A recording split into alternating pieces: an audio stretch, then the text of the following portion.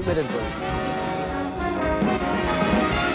From Hollywood, The Tonight Show, starring Johnny Carson. This is Ed McMahon, along with Doc Severinsen and the NBC Orchestra, inviting you to join Johnny and his guests, Robin Williams and Bette Midler. And now, ladies and gentlemen, here's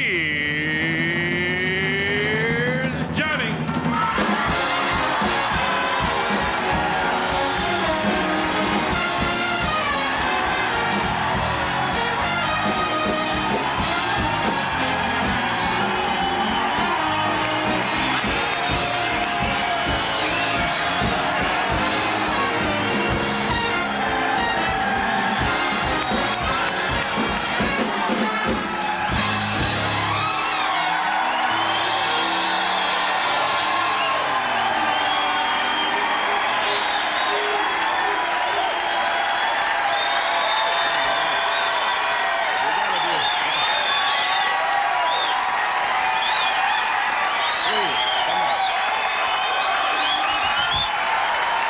Thank you. That's marvelous of you. Please, I tell you.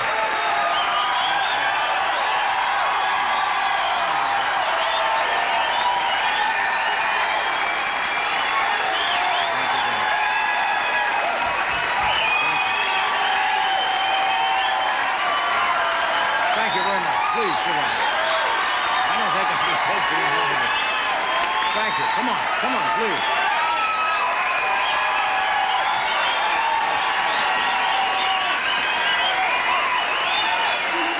Thank you very much. Please.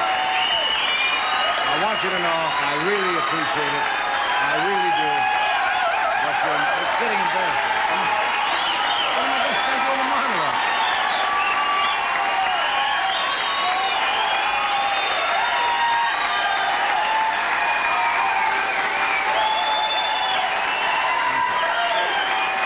Thank you very much. God, thank you. Thank you. I'll have to be very honest with you. Thank you. Folks, look. I'm going to have to be very honest with you. I don't know if I can take another night of this. Oh, thank you. That's, I don't know what to say. You're sure you're in a good mood? You've been outside for 12 hours with a thermos of margaritas. I looked out and saw a little light. Did you see the going on in front of the building out here? It's like a circus out there. There are two mimes and an Elvis impersonator working in the line out there. I looked out and the guy was trying to assemble a barbecue grill out there. Well, anyway, it's almost over. You know what? I feel like a chicken. And the colonel is whipping up those 11 herbs and spices. All we have is tonight and tomorrow, and I'm gone. God, I haven't used that line since World War II.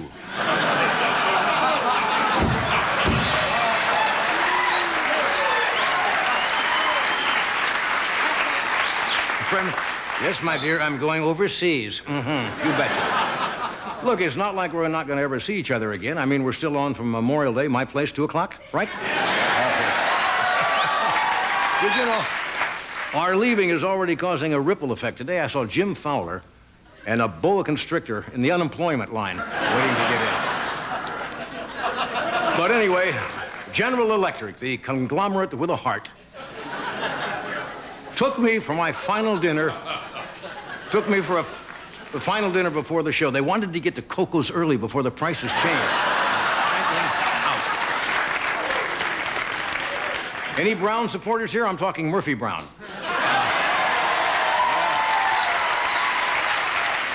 Well, let's go to the news and see if Dan Quayle has condemned the lifestyle of Urkel on Family Matters. You get the feeling that Dan Quayle's golf bag doesn't have a full set of irons? Look, I worry about Dan. Today he demanded that Murphy put the baby up for adoption and let the Cosbys raise it. I don't quite understand that. Now he's got a beef with Hee-Haw. the vice president. He claims that when Minnie Pearl wears that price tag on her hat, it promotes prostitution. Now, I don't know if you saw this quote of our Vice President of the United States, but he said, and I quote, "Illegitimacy is something that we should talk about in terms of not having." How about illiteracy is something we should talk about sometimes without having?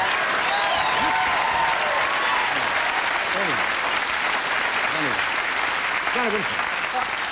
All the candidates have squared on the issue. Dan Quayle is against Murphy Brown. Clinton is for Murphy Brown. Perot is going into seclusion for 3 weeks and watch the reruns. He's not quite sure what he wants to do. Anyway, this is our last show where we are going to have performers, and we could not have two better performers here tonight. Very quiet, laid-back people. Mr. Robin Williams and Bette Midler.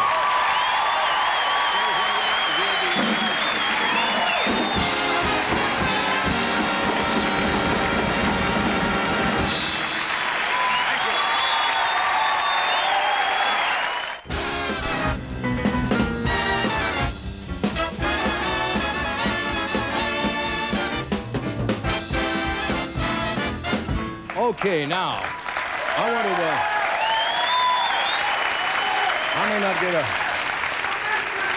I may not get a chance to thank a few people tomorrow because we've got a show, some segments lined up. We've got a terrific art department here, and all the art you see on the show, you know, between the more to come slides are painted by 6 people, and I want to thank them for making those spots look so good. They're Don Locke, Rick Andrioli, Bill Davis, Leo Durania. I'm sorry, Leo. Jim Messerly and Carolyn Collins Shoes. Those are the beautiful... Nice. So thank you, guys. Now, we've been playing little excerpts from past shows of the past 20 or 30 years, and we weren't going to play this one. And we started getting mail from people say, you must do it one more time. It goes back to 1965. We haven't played this for 7 years. It needs just a little... It's in black and white, because somebody made a kinescope. We didn't save those early tapes. And it has to do with Ed Ames. Ed Ames had with his brothers, you know, was the Ed Ames, and he's a marvelous singer, still is. But he was then playing on a show called Daniel Boone, I guess, with Fess Parker. Right. And he was playing Mingo the Indian. And he came on the show to give us a demonstration in a proper technique for throwing a tomahawk. And it created probably one of the most memorable clips and longest laughs we've ever had on this show. So we take you back to 1965 with Ed Ames. That's just a hatchet, isn't it? That's just... I thought it was going to be an old Indian tomahawk. This is doing it the hard way because the tomahawk had a blade on each side, and it's pretty hard right. to miss. They were doubled. If you couldn't get the guy in front of you, you know, you come back and... Sorry about that, running fox.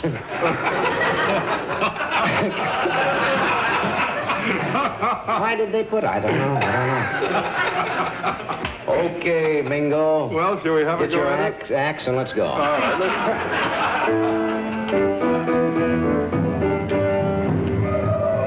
What is the trick on this? You throw underhanded? No.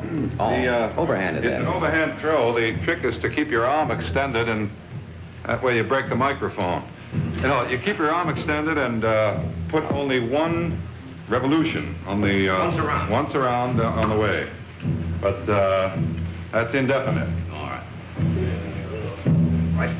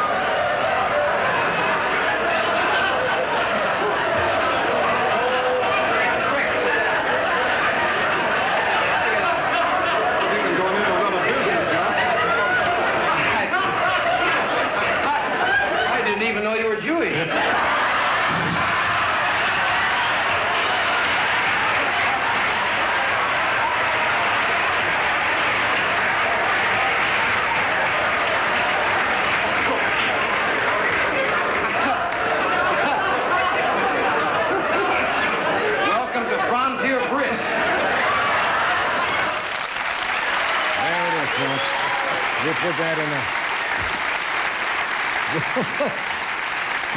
We'll put that in the comedy vault and seal that up forever. Right. But was that a moment? Oh. Robin Williams, Bette Midler here. We'll be back.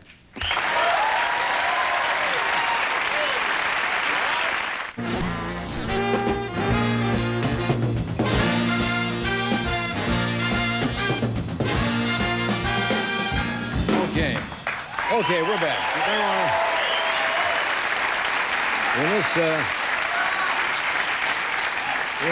In this business, there are comedians, there are comics, and once in a while, rarely, somebody rises above and supersedes that and becomes a comic persona unto themselves. I never cease to be amazed at the versatility and the wonderful work that Robin Williams does. Would you welcome him, please? Robin Williams.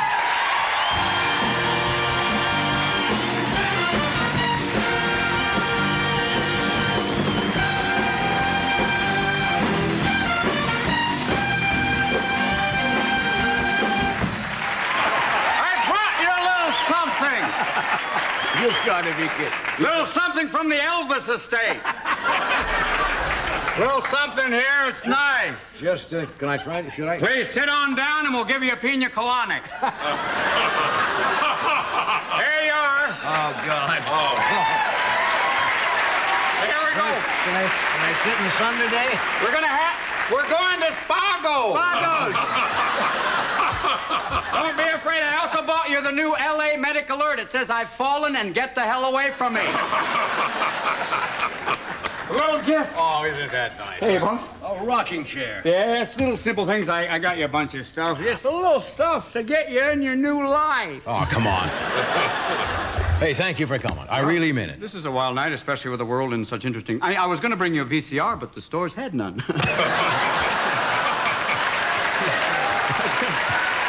A little low, are they? Yeah. Somebody, I guess, has done a little political shopping. It's very difficult. You see people going, yeah, man, it's for Rodney King. And the 5 TVs are for me. That's amazing. Yeah, they caught the one guy. They always catch the one wino. All right, yeah, man. I'm really pissed off about Don King, man. The whole Don King thing has got me down, man. Down. And they brought in the National Guard, and they didn't come with bullets, which is always an interesting thing. They couldn't find him. They couldn't find him, so they're out in the streets going, all right, everybody, we are the world.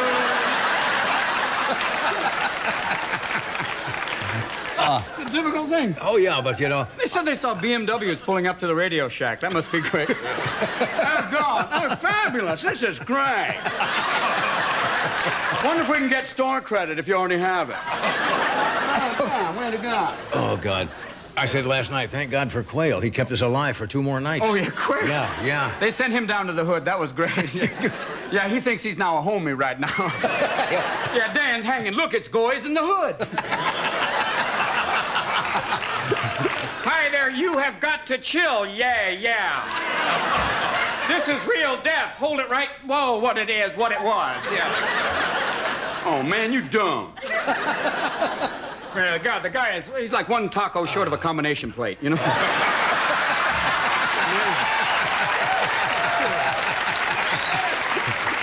Amazing. I think that they told him about the Murphy Brown thing. I think George said, all right, here's the deal. I want you to go out there and talk about Jerry Brown.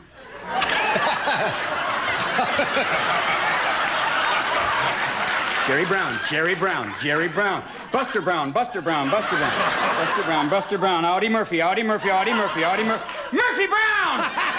Brown makes me so... Don't you realize that he's Rain Man? 162, 163. He's basically... Hey, Dan, do you want to be president? Yeah. 5 minutes to Murphy Brown? Yeah. Do you want to fly out to the coast? Yeah, Air Force One, safest plane, never crash. Yeah, that'd be good, yeah. It's amazing. He's the greatest insurance in the world. Just when someone's going, I'm going to get that bad man, Georgia. Wait a minute. I pop him, he becomes... Oh, man.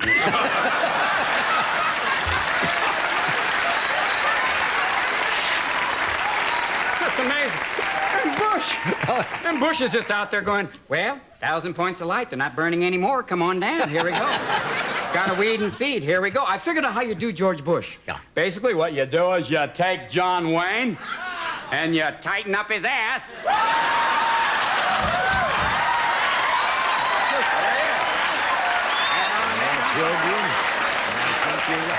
Gonna head the wagon trains on north. Come on with me. Get a garbage, get a garbage. I never thought of it. You never thought of it, John Wayne. Oh, it's frightening. And then Are you pilgrim? Then Yeah. you just bring it up 1,000 points. tied it right up there. There you go. Right, sir. Gonna head the wagon train through, cash some checks. Here we are.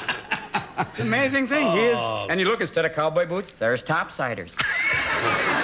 It's a wonderful thing. And it's all this stuff. I mean, blaming. He goes off to, first they start off blaming the welfare programs of the 60s. Great society, yeah. Yeah, and then they go for Murphy Brown. Next thing he's going, Lincoln did it all wrong. Wow, what? Freed people before we had the plan in place. Not what? What? Wrong thing there. What's going on? What do you think of Perot? Perot's amazing. This is, The guy who's hid in the polls hasn't said anything. hasn't said anything. Well, you know he's not going to write a bad check. Not that. Hey, I tell you what, hey, I own it. Come on down. Hey, here you go. How about this? I'll cover the same in 5 days. Drinks on me. Come on down. I have a strange feeling if he gets elected, he's going to get in there and go, thank you all very much. It's just wonderful that you did this, and... It's me! I'm back. I'm back! I'm back. I fooled you! He looks like he's wearing a Halloween mask. I think the reason a lot of people like Perot, they think he's Frank Perdue of the I think Perdue so. Chicken. Yeah, all these chickens, raised them myself. Haven't got a foreign policy, but these chickens do. Oh, God. And Clinton, Clinton, the whole thing about if he's slept with different women, that doesn't matter I don't care if he slept with a chicken. If he's got a foreign policy and an economic plan, great. This is a whole other thing. Yeah. Imagine if, you do have a president, they find out he slept with a sheep, and how was he? Not bad, She's testifying You draw the before line Congress. there, huh? That's it. Thank you. There we go. We stop. And you got Jerry Brown and Songus, who was Songus was like, hello. Yeah, a little bit. Yeah, he was, I have a fiscal budget. If I could just get that election, Yeah, I go away. I think Clinton made his big mistake when he said, I didn't inhale. Yeah, that's a hard one to pull off. Yes, and Jerry Brown's problem was he never exhaled. That's all, So that's why. Do you like that? I love that. Thank you. Here's the type of guy, people look at Jerry Brown and go, oh my God, the man's gonna have a bake sale for the army. People ever heard, he's like the Gestalt president. And I guess that leaves, Buchanan's always over there as the anti-Bush. He's like, just wait and don't make a bad move. And they got all those right-to-life people. I mean, that was the whole Murphy Brown issue. I mean, now they're wondering, is he right to life? Is he for life? Is he against life? It doesn't matter. It's that whole thing, man. The right-to-life people, I go with you on that. They say these children, they're right to life. But the moment they're born, they go, I'm out of here. Yeah. As soon as they get Gotta that go. call. Bye-bye. See ya. God, you're marvelous. You're marvelous. I got to take a break here. We're coming back.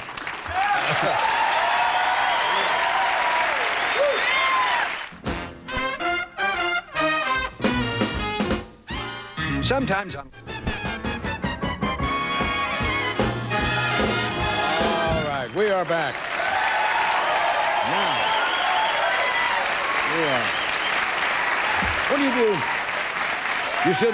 You still have your ranch? You call it a ranchette or a ranch or Ranchero. a ranchero? He's a big ranch up there. Big ranch. Not like Ron. I don't go up there a lot. I see. Hanging out there's Ron with Nancy going, move it, old man! Let's go! All right, let's go. Yep, let's get on the horse. Even the horse is going, again. The horsey is ready. Yeah, the horse are my friend. What? Meant no harm. What? Oh, now the new baby? Yes, there's a new baby. Yeah, 6 months old. 6 months. It's amazing. Yeah. Wow. That's the 2 now? Three.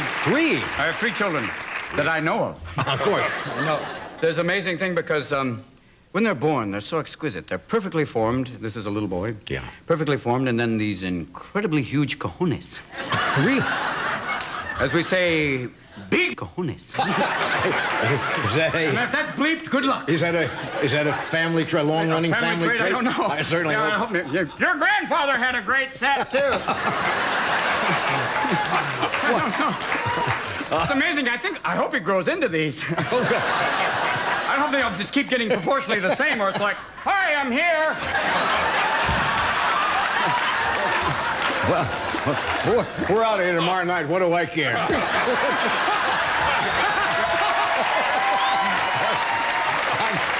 What are they going to do? I know. Andy? You get those letters. Dear Mr. Carson. Oh, damn. Yeah, too Get late. to forward this to him.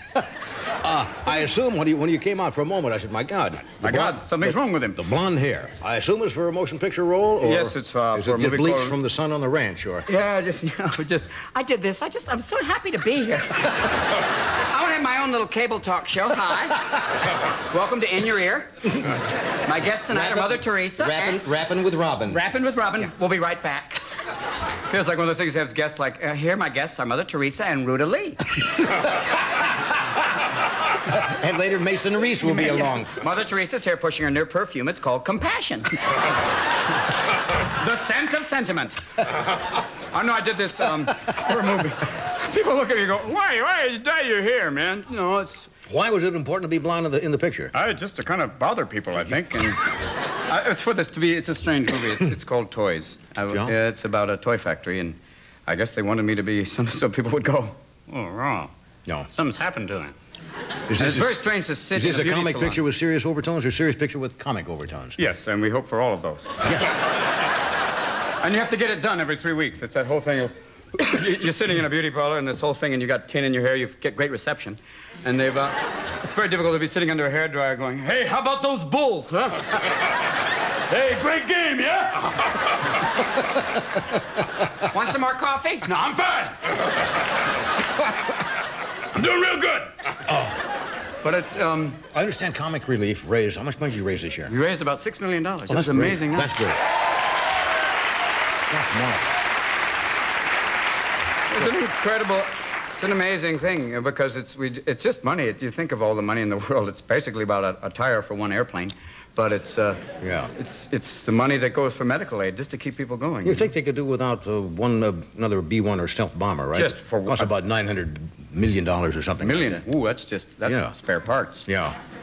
You know, it's those things. Got to do it, trying to make it happen. Points of light. Yeah. Dan, what do you think about Roe versus Wade? I prefer to float. Okay. No,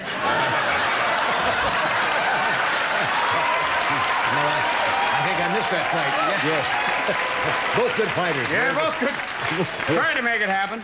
Oh. What do you do? What do you do when you get any spare time? When you're not doing concert and comic relief and working your material out in clubs and so forth? Well, I try and I run a lot. I know that. I mean, I run cross country and stuff because it's so much cheaper than the old ways. You know? People aren't, you don't go out when you're running. Nobody go, no, man, you need another pair of shoes? You know? It's very difficult, but I'd run just because you get that endorphin. Yeah. Which is like your body's way of saying, this really hurts, I'm going to medicate you. That's why you see marathon runners are just like, how you doing? But I run. And you got that low heartbeat now that marathon runners get? Oh, that Some real of these low guys heartbeat. have like something like 36 or 40 beats a minute? Basically down around squirrel. I mean, but well, you get that really, really, really low heartbeat. It's like, Yeah.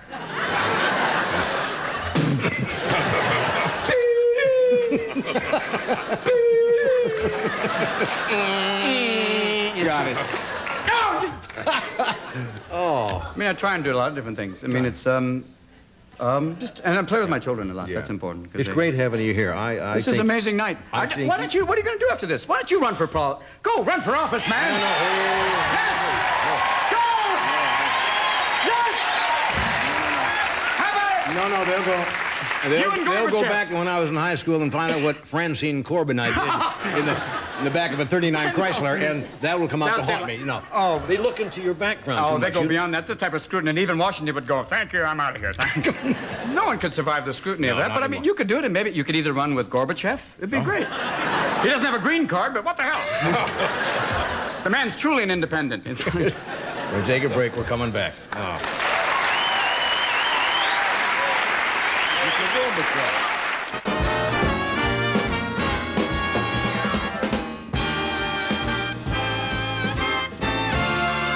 Okay, now,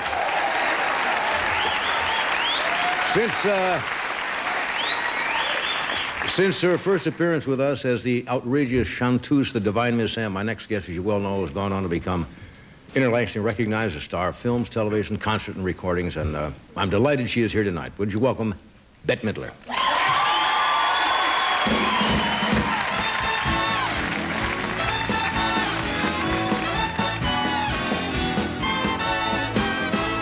Miss Otis regrets she's unable to lunch today. Madam, Miss Otis regrets she's unable to lunch today. She is sorry to be delayed, but last evening down in Lover Lane she strayed. Madam, Miss Otis regrets she's unable to lunch today.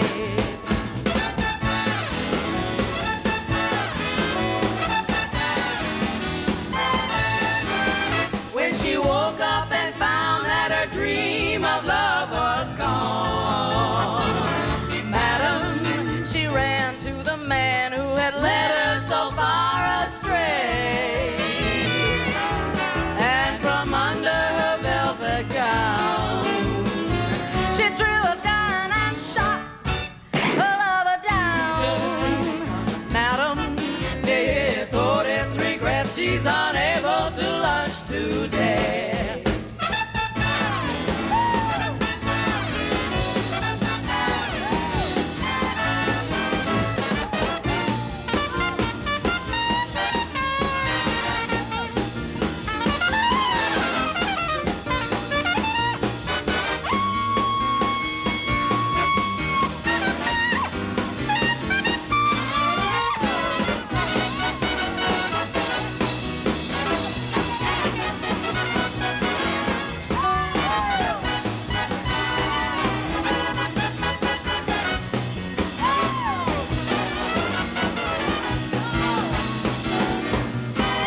When the mob came and got her and dragged her from the jail, Madam, they strung her up on the willow across the way. And the moment before she died, she lifted up her lovely head and cried. Madam, Miss Otis regrets she's unable to love. Miss Otis regrets she's unable to love today.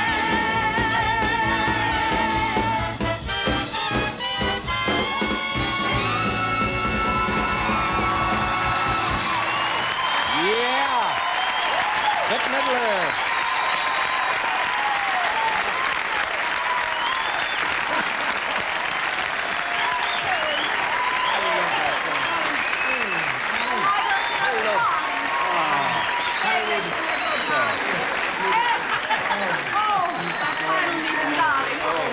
Oh, Mr. Carson. Oh, Miss Midler, how are you? You like my outfit? I think it's... Yes. Yes, Well, yes, I do. do. That's a fashion statement. Thank you. I was the Yeah. last one out of Fredericks of Hollywood before they torched it. I ask you, now who would set fire to a bunch of brassieres, dear? I'm I so have glad. no I'm idea. so glad you're here tonight. I am so glad This to is be really here. nice of you I to am come on so in touched next that to you closing asked me. show. You're so sweet. You're Oh, so come on. kind. Well, we you go to back come here, so you- far, but for you so don't- long, and I'm so agitated, and I'm so famished about this whole thing you're leaving. And we go back. It's an old Indian word. Yes, I hope so. I guess for and, for draped, for blunged, for cocked, but I chose I should have said for toots. For toots. Because that's really how I feel. Yeah. But I'm really, I'm so excited. But Well, I can't imagine what life is going to be like without you, but that's another story. That's you know. it, and Really. probably a long one. Do you not remember the first time? I was so You desperate. auditioned for this show. I You were did. working, I'll tell you where you were working. You were working at a place called the Continental Baths That's in right. New York. That's right. When I was also working with Bud Friedman. He was my manager at the time. Right. I was so desperate to get onto your show that I used to run up to your office and I used to drop other people's 8x10s off, hoping that you would. I sent you an 8x10 of Barbara Lamar. Barbara Lamar. Barbara Lamar. She was a 20s actress. She was dead. So I thought I was safe. I thought it was like appropriate because at the time I was singing 20s and 30s songs. In fact, at the time I was. In fact, I remember the first time I sang for you. I sang on your show. I sang an old Mae West song. I did. I sang a Mae West song. Come up and see me sometime. And she slapped me with a cease and desist order. Really? Yes, she did. She did. I was the first woman to ever receive such a thing. The other previous recipients had all been drag queens. I was the first woman. What an honor. You don't remember my audition. You don't remember the audition that I finally got on your show. We used to have it was a little theater near called Johnny Victor Theater. That's right. That's right. It was. By And NBC. Yes, and it was very exciting. This is what happened to me. I got out of the cab. I was wearing a thrift store outfit. I was wearing a brown velvet dress. Right. And the thing ripped right across, a horizontal rip right across the seat as I got out of the car. And Bud Freeman was my manager. I said, Bud, for God's sake, give me your jacket. He said, no, what about my dignity? I said, Bud, what about my tush?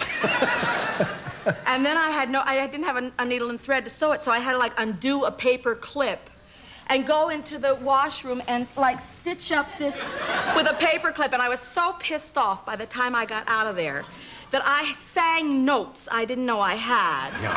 Really. And everyone on the show said, my God, this woman is completely demented. We have to get her on your show. And that's how I started. Yeah, but you are great. You are great. We're coming back. Stay where you are, folks.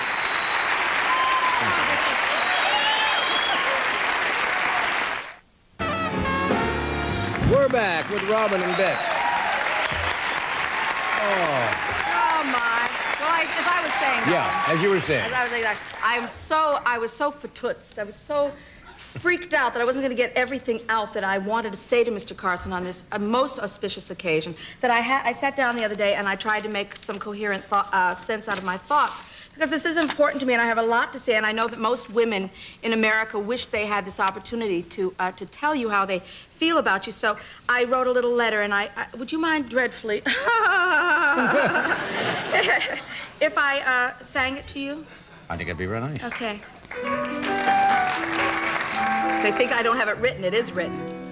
Dear Mr. Carson, I am writing this to you, and I hope that you will read it so you'll know. My heart goes pitter-patter, and I stutter and I stammer every time I see you on your TV show. I guess I'm just another fan of yours, and I thought I'd write and tell you so.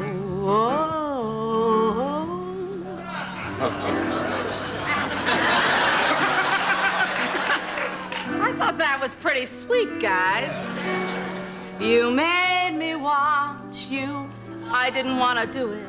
Jack Parr had put me through it. You made me watch you. I love the jokes you're flogging when you are monologuing. I watched your hair turn slowly from dark to white. And when I can't sleep, I count your wives at night.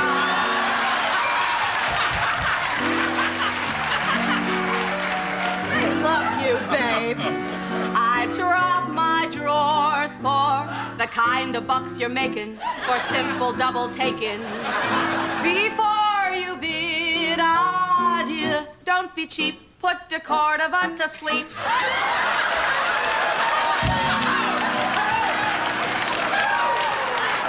Just the thought you're leaving me gives me the shivers. Arsenio is at the gate and so's Joan Rivers. You know they made me watch you.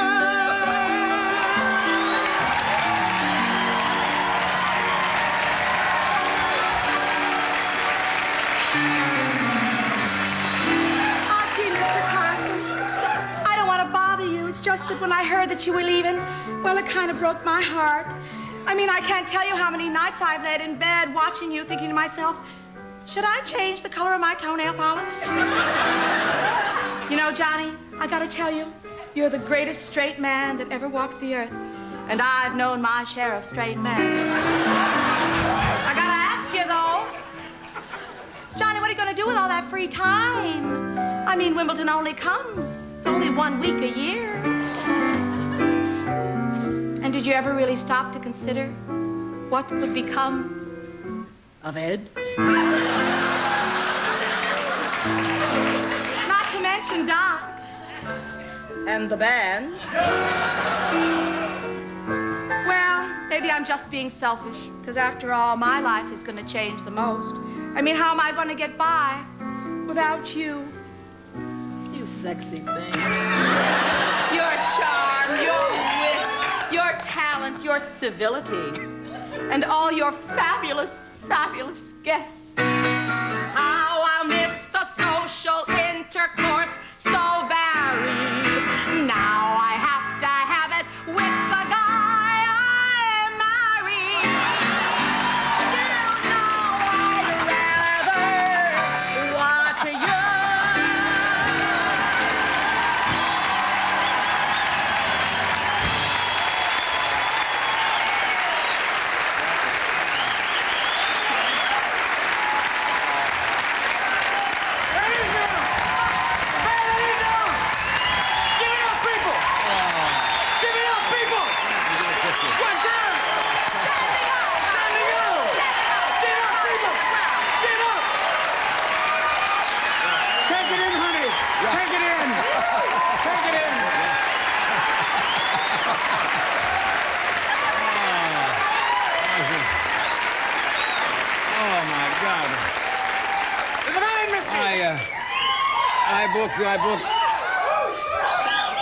I think I booked Ozzy and Harry to the Twilight Zone tonight. I mean, that is marvelous. Oh, that you're is marvelous. Well, it's what you deserve. Thank you. Well, actually, it's more than you deserve. Actually, it's no.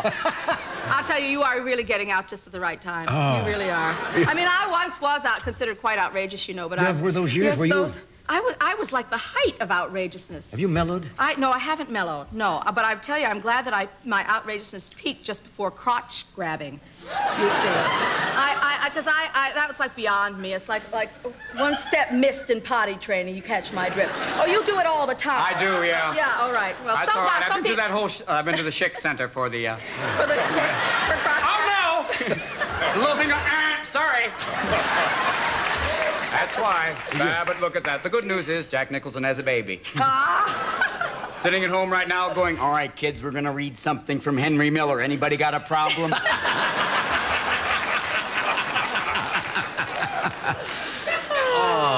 This is fun. I heard that your favorite song was Here's That Rainy Day. Rainy Day and Yeah. I'll Be Seeing You, both of those. Well, I'll be seeing you. No, they're both war songs, I think. Yes, You know, they and are I both think war people who songs. But somebody remember- already sang I'll Yeah. Be Seeing You, that's right. Well, you can't I do sing that. a chorus of maybe I should have saved those leftover dreams.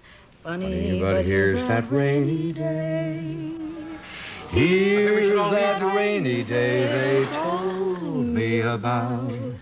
And I laughed at the thought that it might turn out this way.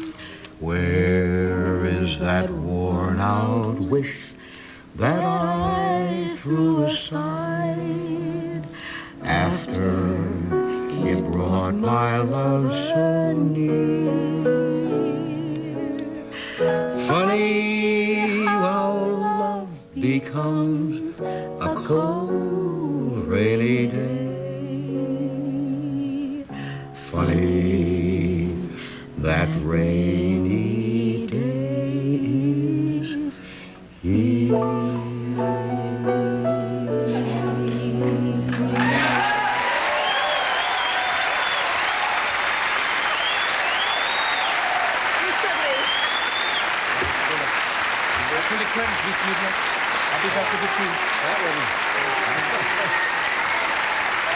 I don't know how we fell into that.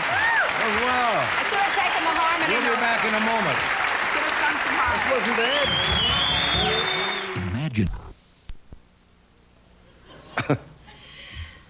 Okay, and once again, here's Bette Midler. Well,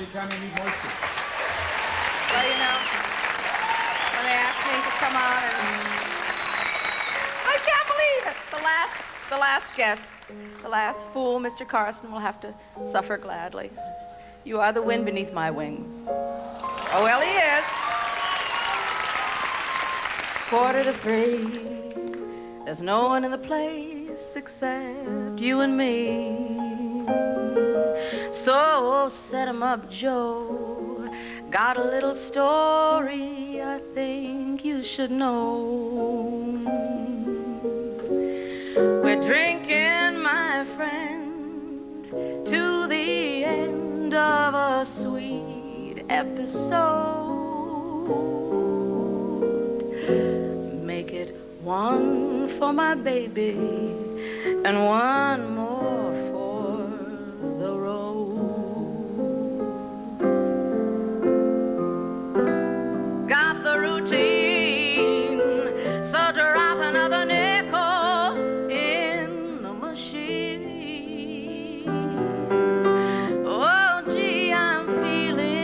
so bad. Wish you'd make the music so dreamy and sad. You could tell me a lot, but it's not in a gentleman's code. Let's make it one for my baby and one more for the road. You may not know it, but buddy, you're a kind of poet, and you've had a lot of things to say.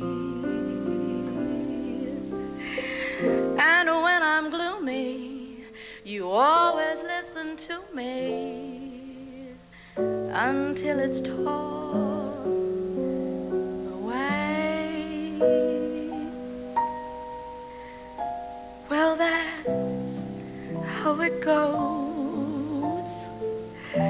And John, I know you're getting anxious to close. So thanks for the cheer. I hope you didn't mind me bending your ear. For all of the years, for the laughs, for the tears, for the class that you showed,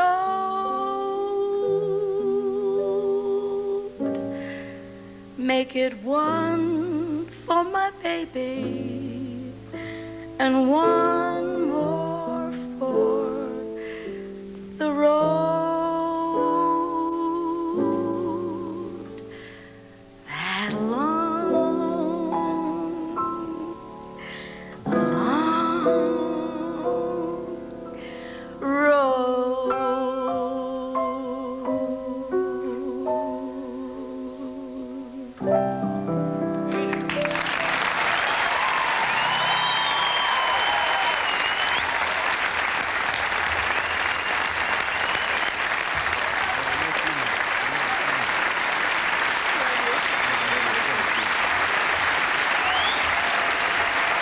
Thank you, Bette. Oh.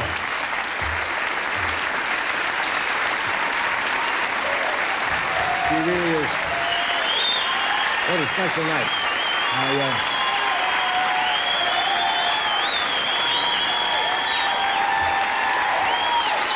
My thanks to Bette.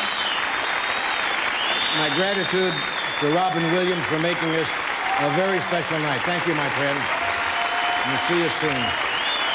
Good night. We'll see you tomorrow.